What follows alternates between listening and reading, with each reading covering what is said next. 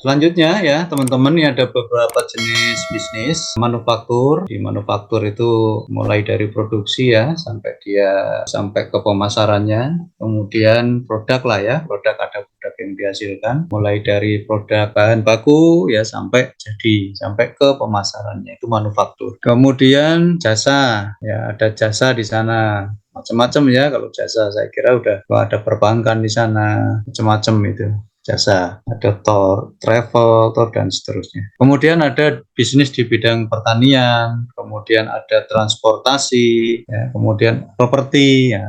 Silahkan, ini jenis-jenis bisnis, nanti masih banyak lagi yang bisa dituliskan di sini ya, saya kira banyak. Selanjutnya saya sampaikan tentang peluang dan tren bisnis masa depan. Teman-teman semua, bagaimana kita mengetahui peluang dan tren ke depan? Pertama, kita harus susun dulu bisnis plan, perencanaan bisnis mulai dari sasaran kita ya, kemudian kita menentukan tujuan. Jadi sasarannya ini untuk siapa? Apa kelas bawah, kelas menengah, atau high class ya. Terus tujuannya apa ya? Nah, tentang peramalan penjualan juga harus sampai ke perencanaan keuangan. Ya, ini memang harus dibuat dulu ya, bisnis plan-nya. Kemudian kecenderungan bisnis via internet atau e-commerce. Nah, ini sudah mulai. Jadi tren hari ini dan peluang ke depan ya, ini trennya ya di sini sekarang. Baik yang online terutama lewat e-commerce. Mulai dari lewat nanti ke inovasinya ke COD,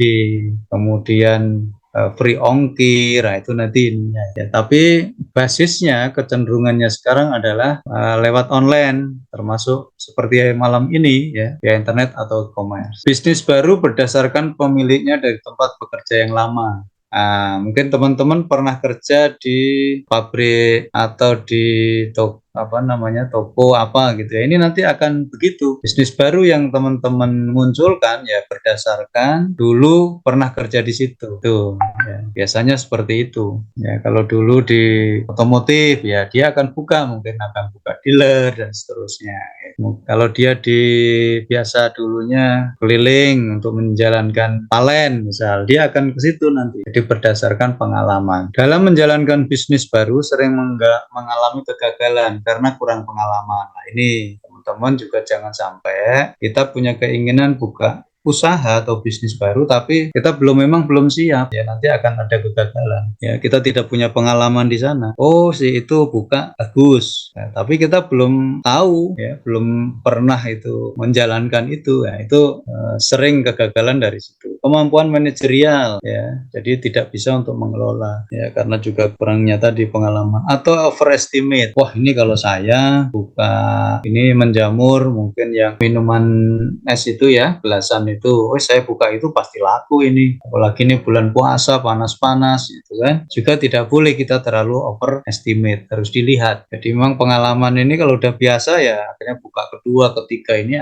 akan biasa ya. Selanjutnya, keberhasilan bisnis baru disertai kerja keras, pasti tidak mungkin enggak ya. Pengendalian harus jelas ya, harus dikendalikan. Kemudian dedikasi yang tinggi dari pemilik dan pelaku bisnisnya. Ini menurut Ebert dan Griffin ya. Kalau kerja keras, kemudian kontrol, pengendalian, saya kira ya paham lah ya, memang harus begitu ya. Kalau ini tidak kita lakukan ya tidak mungkin akan ada keberhasilan. Ini tadi sudah ya. Keberhasilan bisnis baru harus menyiapkan dan menyatukan para pemangku kepentingan. Ini menurut Madura. Kalau kita memulai bisnis, kita harus samakan visi antara pemilik, krediturnya ya. Dan sampai nanti baru mulai krediturnya udah, ini mana nih tagihannya, nggak bisa, harus ada sesuai kesepakatan ya. Jadi harus disiapkan, harus disatukan SDM-nya, satu visi harus dibuat, pemasoknya harus ada jelas siapa yang akan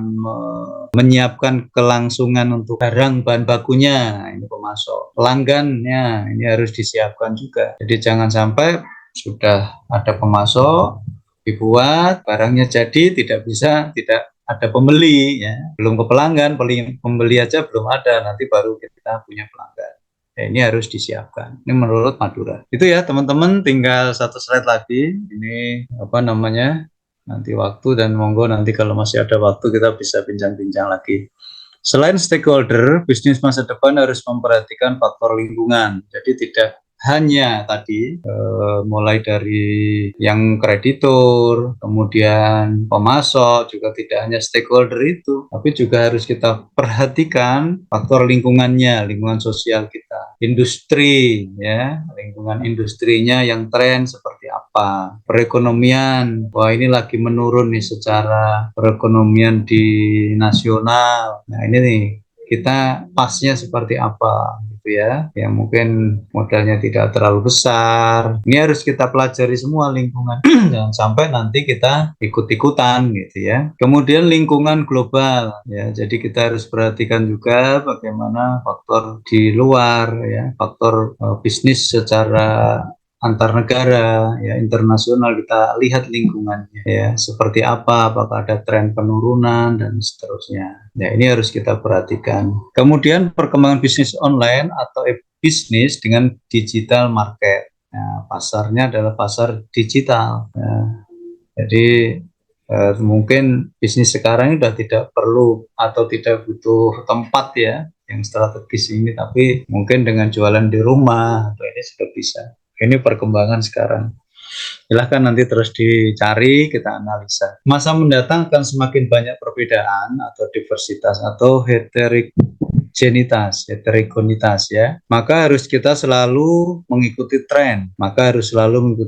Jadi kita harus terus, teman-teman perhatikan trennya apa. Kayak apa, gacauan gitu ya. Wah, tren itu kemana-mana itu. Ini kalau apa namanya dibuka aja tuh langsung antri itu. Jadi teman-teman tuh udah langsung antri, siapa itu? Ada Mbak Kirana langsung antri kalau mie gacuan buka dimanapun ya, ke Mas Rizky gitu ya. Kenapa? Trennya, dia mengikuti trennya. Infonya ya murah katanya begitu ya, murah. Dan pengelompokan segmen pasar. Nah ini yang jadi segmen pasar nanti itu akan biasanya di manajemen pemasaran, itu ada segmen pasar yang harus diperhatikan dan harus dicari. Saya kira itu ya teman-teman untuk apa materi yang saya sampaikan. Baik, itu saja yang dapat saya sampaikan ya. Mohon maaf bila ada yang kurang pas, kurang berkenan ya.